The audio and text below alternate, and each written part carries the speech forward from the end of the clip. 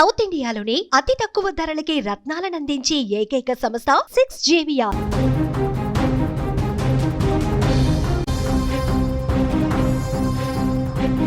కోట్లు విలువ చేసే ఫ్లాట్లు దేశంలోని ప్రముఖ వ్యాపారవేత్తలు, ఉన్నతాధికారులు, రిటైర్డ్ ఉద్యోగులు నివసించే అత్యంత విలాసవంతమైనటువంటి అపార్ట్మెంట్.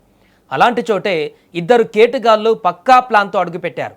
ముందు నమ్మకం సంపాదించారు, తర్వాత కోట్ల రూపాయలు వసూలు చేసి రాత్రికి రాత్రే మాయమయ్యారు.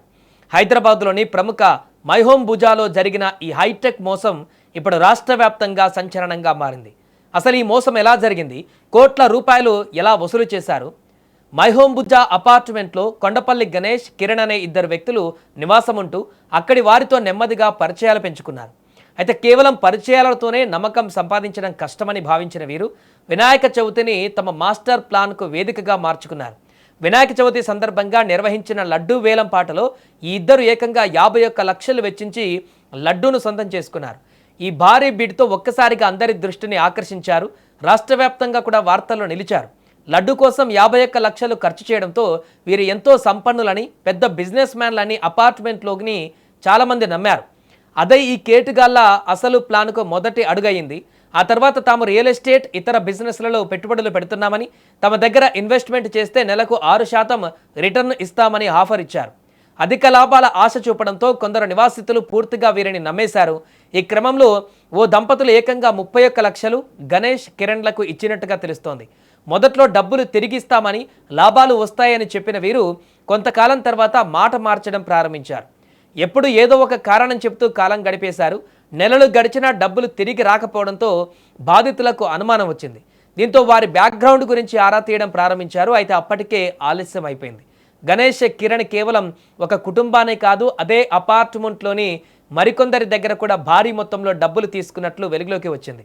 అనంతరం ఇద్దరు మైహోమ్ బుజా అపార్ట్మెంట్ను ఖాళీ చేసి పరారయ్యారు. వారి ఫోన్లు స్విచ్ ఆఫ్ రావడంతో ఒక్కొక్కరిగా బాధితులు బయటకు వచ్చారు. అందరూ ఒకరితో ఒకరు మాట్లాడుకున్న తర్వాతే తామంతా ఒకే విధంగా మోసపోయామని తెలుసుకున్నారు.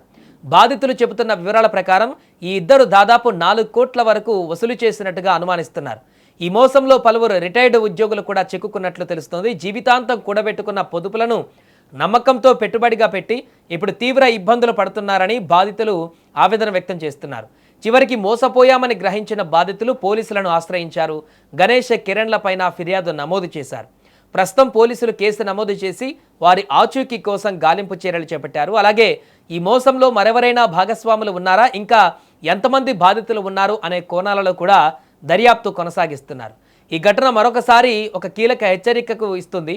ఎంత పెద్ద అపార్ట్మెంట్ అయినా, ఎంత గొప్ప వ్యక్తిగా కనిపించినా ఎవరైనా అధిక లాభాలు వస్తాయని చెబితే వెంటనే నమ్మకూడదు. పెట్టుబడులు పెట్టే ముందు వారి బ్యాక్గ్రౌండ్, కంపెనీ వివరాలు, లీగల్ డాక్యుమెంట్లు పూర్తిగా వెరిఫై చేసుకోవాలి. ప్రస్తుతం ఈ కేసు పోలీసుల దర్యాప్తులో ఉంది. నిందితులు ఎక్కడ ఉన్నారు, బాధితులకు డబ్బు తిరిగి వస్తుందా అనే అంశాలపైన పోలీసులు ఇప్పుడు విచారణ కొనసాగిస్తున్నారు.